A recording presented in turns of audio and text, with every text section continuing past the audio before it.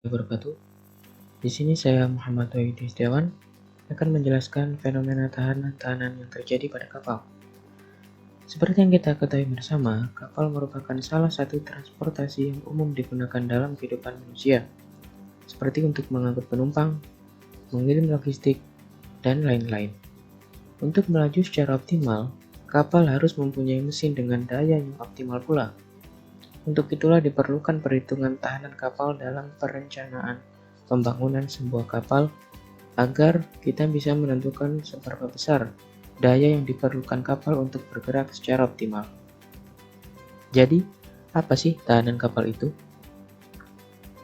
Secara umum, tahanan kapal adalah gaya fluida yang bekerja pada kapal sehingga melawan gerakan kapal tersebut.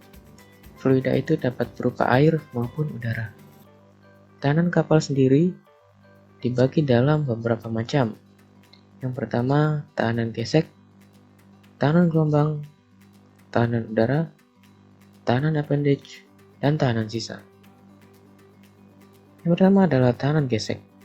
Gesekan merupakan salah satu hal yang harus diperhatikan dalam perancangan sebuah kapal.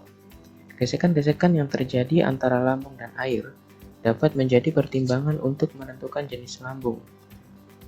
Tahanan gesek merupakan tahanan terbesar yang dialami oleh kapal. Arah tahanan gesek sendiri berlawanan dengan arah laju kapal. Tahanan gesek kapal terjadi pada bagian kapal yang tercelup ke fluida cair.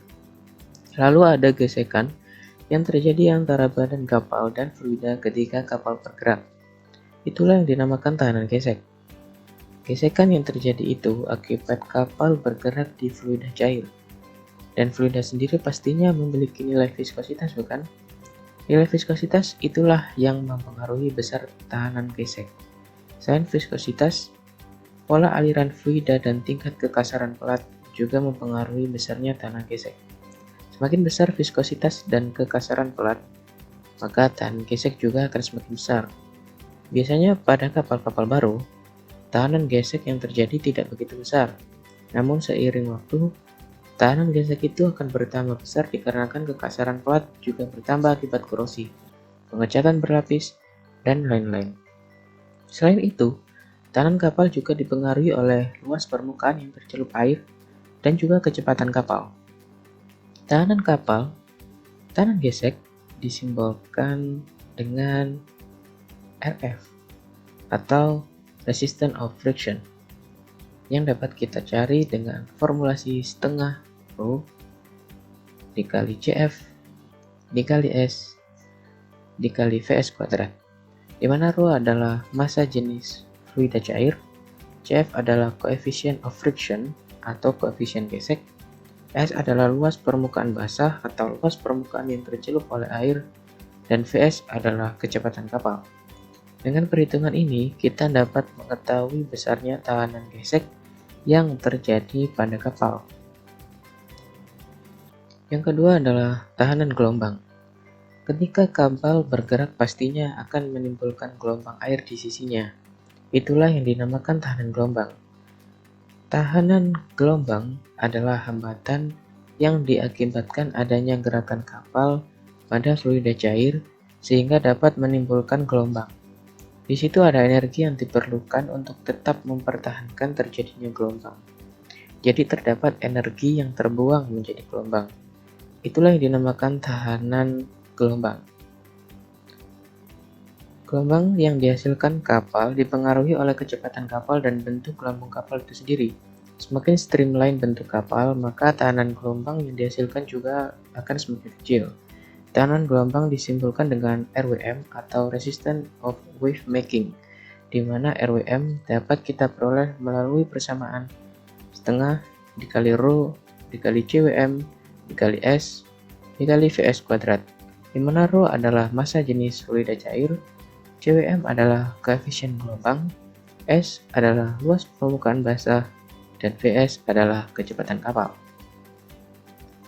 Dengan perhitungan ini, kita dapat mengetahui besarnya tahanan gelombang atau tahanan wave making yang terjadi pada kapal. Kemudian ada tahanan udara. Udara atau angin di laut dapat dimanfaatkan untuk keperluan berlayar maupun sumber energi listrik. Namun, pada gerak kapal, udara juga dapat menimbulkan suatu tahanan yang disebut tahanan udara. Tahanan udara adalah tahanan yang dialami oleh bagian kapal yang berada di atas permukaan air atau bagian kapal yang tidak tercelup ke dalam air. Kapal yang melaju mestinya akan bergesekan dengan udara. Inilah yang menimbulkan tahanan udara. Besarnya tahanan udara bergantung pada besarnya desain bangunan kapal yang tidak tercelup air. Kapal yang mempunyai struktur bangunan atas lebih besar, maka tahanan udaranya juga akan semakin besar, karena intensitas udara yang menampar kapal juga semakin besar. Selain itu, kecepatan kapal, kecepatan udara, dan kapal juga mempengaruhi besarnya tahanan udara ini. Tahanan udara disimbolkan dengan RA atau Resistance of Air, di mana dapat kita cari melalui persamaan setengah dikali Rho dikali C udara dikali AT dikali VS kuadrat. Dimana untuk mencari AT ini itu diperlukan persamaan 0,3A1 ditambah A2. A1 adalah luas penampang melintang water deck dan A2 adalah luas superstructure. Perbandingan A1 dan A2 pada kapal adalah sebagai berikut. Untuk kapal tanker, perbandingannya adalah sebesar 0,31 banding 1. Untuk kapal kargo, perbandingannya sebesar 0,27 banding 1.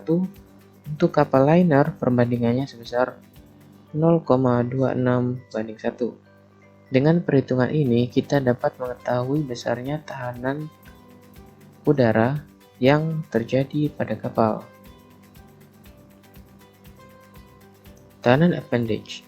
Lambung kapal biasanya diberi bagian-bagian tambahan untuk menunjang kerjanya, dan beberapa di antaranya tercelup air. Inilah yang menimbulkan tahanan appendage.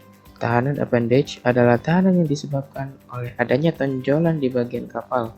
Tonjolan-tonjolan ini berasal dari bagian kapal seperti bulbous bow, bilge keel, zinc anoda, rudder, poros propeller, struts, skeks, dan bagian lain.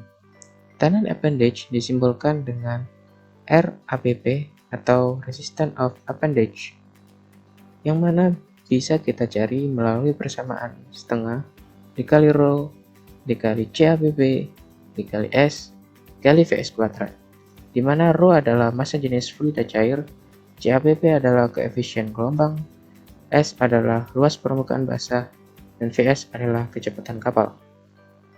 Dengan perhitungan ini, kita dapat mengetahui besarnya tahanan appendage yang terjadi pada kapal. Yang terakhir adalah tahanan sisa. Tahanan sisa merupakan komponen-komponen tahanan lain yang dimiliki oleh sebuah kapal yang sedang melaju. Nah, setelah kita mengetahui komponen tahanan yang bekerja pada kapal, selanjutnya kita dapat mengetahui tahanan total yang bekerja pada kapal. Tahanan total didapatkan dari penjumlahan antara tahanan gesek, tahanan gelombang, tahanan udara, tahanan appendage, dan tahanan sisa. Setelah mengetahui tahanan total yang bekerja pada kapal, selanjutnya kita dapat menentukan besarnya propulsi yang dibutuhkan kapal untuk bekerja secara optimal. Nah, itulah sedikit penjelasan tentang tahanan kapal. Semoga dapat bermanfaat. Terima kasih.